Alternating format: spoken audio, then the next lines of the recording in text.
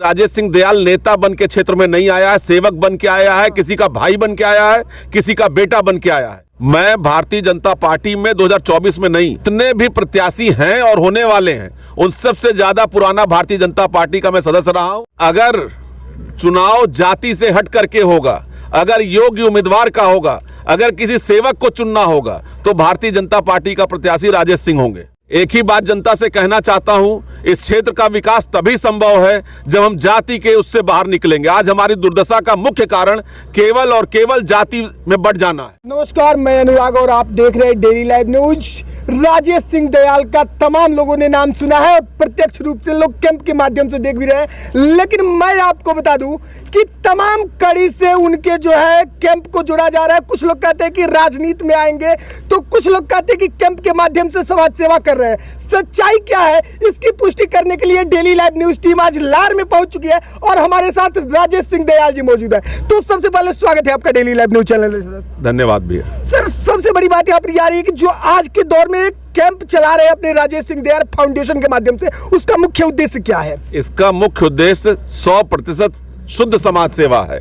इसमें कुछ भी राजनीति से लेना देना नहीं है, ये समाज सेवा का माध्यम है। तमाम जगहों पे तमाम लोगों को देखा जा रहा है कि आप इलाज करवा रहे हैं, इलाज कर रहे हैं, इसको लोग काफी लोग जो है राजनीति से जोड़ रहे हैं, तो उनके लिए आप क्या कहना चाहेंगे? जो लोग राजनीति से जोड़ रहे हैं, ये कोई हमारा अकेले का विषय तो नहीं है, ना हमारा कोई इसके लिए कोई हमने बिल्कुल इंटाइटल कर रखा है।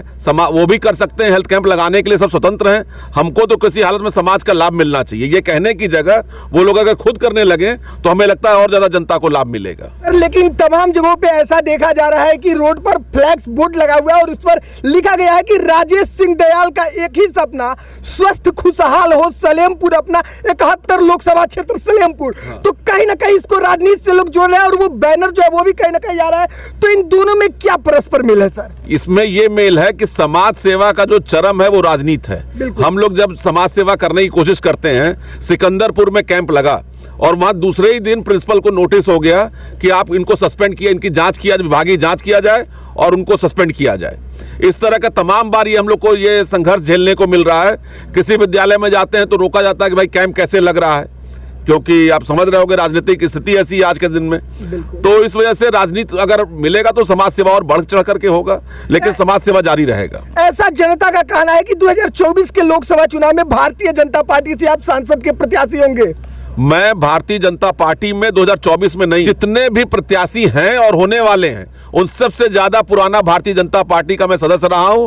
एबीवीपी से लखनऊ विश्वविद्यालय से चुनाव लड़े हम 1992 में, 96 में युवा मोर्चा के काशी क्षेत्र के प्रभारी थे और आज भी प्रदेश संयोजक हैं। तो जब 10 साल या 5 साल या कल ज्वाइन करके जो आदमी राजनीति करना चाहता है, उससे तो पुराने भारतीय जनता पार्टी के हम उम्मीदवार हैं। आप भारतीय जनता पार्टी के प्रवासी प्रकोष्ठ के प्रदेश अध्यक्ष हैं और उसके साथ साथ आप फाउंडेशन के माध्यम से तमाम जनता में सेवा कर रहे हैं, समाज सेवा कर रहे हैं। क्या लगता है कि भारतीय जनता पार्टी आपको 2024 के चुनाव में टिकट दे करके सलेमपुर लोकसभा का नेतृत्व करने का मौका देना चाहेगी?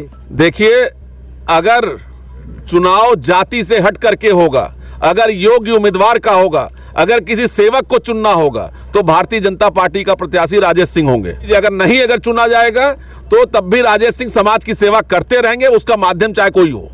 कहीं ना कहीं कल तक जो जनता राजेश सिंह दयाल का नाम नहीं जानती थी, आज वो राजेश सिंह दयाल सभी जनता के दिल में। आपको क्या लगता है कि आवाम की आवाज को भारतीय जनता पार्टी सुनेगी और राजेश सिंह दयाल को टिकट, यानी कि आपको टिकट देकर के सलेमपुर लोकसभा का नेतृत्व करने का मौका देना चाहेगी? इसलिए कि राजेश सिंह दयाल नेता बन के क्षेत्र में नहीं आया है, सेवक बन के आया है, किसी का भाई बन के आया है, किसी का बेटा बन के आया है। आज भी तमाम युवाओं का जो पलायन हो रहा है, हमारे तमाम बुजुर्ग घर में अकेले हैं, उनका इलाज करने को निकला है, तो उस अभियान में लगा हुआ हूं। बाकी सब बहुत छोटी चीज है। तो डेली लाइव न्यूज के माध्यम से आपको पूरे प्रदेश और सलेमपुर लोकसभा क्षेत्र की जनता भी देख रही है।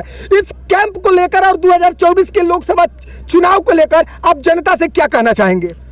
एक ही बात जनता से कहना चाहता हूं, इस क्षेत्र का विकास तभी संभव है जब हम जाति के उससे बाहर निकलेंगे। आज हमारी दुर्दशा का मुख्य कारण केवल और केवल जाति में बढ़ जाना है। आप समझिए, जो भी कोई कहता है कि हिंदू मुस्लिम से देश को खतरा है, हिंदू मुस्लिम से देश को कोई खतरा नहीं है। हमें सबसे बड़ा खतरा अपने आपस में जो हम लोग जाति का बांट रहे हैं उससे खतरा है और इसको तोड़ने का विषय है। जो हमारे सभी युवा साथी और बौद्धिक जितने भी सामाजिक लोग हैं वो आगे बढ़ेंगे इसके लिए। और किसी भी हालत में, जैसा हमें आप जानते हो, सलेमपुर में हमारी जाति के लोग हो सकता है संख्या में कम हो, लेकिन हमारी समाज सेवा, जिस अपने पुत्र के नाते, सेवक के नाते लोग देख रहे हैं, जो समाज सेवा करेगा वो आगे निकलेगा। मान लीजिए कि भारतीय जनता पार्टी 2024 के लोकसभा चुनाव में आपको टिकट देकर के अपना प्रत्याशी घोषित करती है और आप चुनाव यहाँ की जनता आपको जिता देती है, सबसे पहला जो आपका विकास का कार्य होगा सलेमपुर लोकसभा क्षेत्र में, वो किस फील्ड में होगा? आपके माध्यम से ये बताना चाहता हूं, मेरा हाथ जोड़ करके विनती है अपने नेतृत्व से कि हमारी जगह कोई और योग्य उम्मीदवार हो। हम तो कहते हैं कि बड़ा नेता कोई केंद्रीय नेता है जो हमारे क्षेत्र का विकास करे। राजेश सिंह पीछे हटेंगे और उनके समर्थन में खड़े रहेंगे, लेकिन केवल जाति के आधार पर अगर खाली छांटा जाएगा तो राजेश सिंह अपना लड़ाई जारी रखेंगे और आगे बढ़ेंगे। मान लीजिए कि भारतीय जनता पार्टी 2024 के नेतृत्व आपके हाथों में देती है और यहाँ की जनता आपको अपना नेतृत्व करने का मौका देती है, तो कोई ऐसा एक विकास कार्य बताइए जो चुनाव जीत करके सबसे पहले आप सलेमपुर के धरातल पर उतारना चाहते हो और वो यहाँ के लिए सबसे प्रमुख मुद्दा हो। सबसे बड़ी मुसीबत है यहाँ पर रोजगार की व्यवस्था। आज तक कोई उद्योग नहीं आ पाए। हमारे यहाँ पर्यटन उद्योग का बहुत बड़ा स्कोप है। हमारे यहाँ बगल में सरयू नदी है। हमको याद है हमारे पूर्वज कहते थे कि यहाँ भागलपुर से जहाज चलती है और पटना तक जाती है, जो सब बंद हो गया। जब हमारा बनारस से चल करके शिप जा सकती है बंगाल तक और कलकत्ता तक, तो यहाँ से चल के क्यों नहीं जा सकती?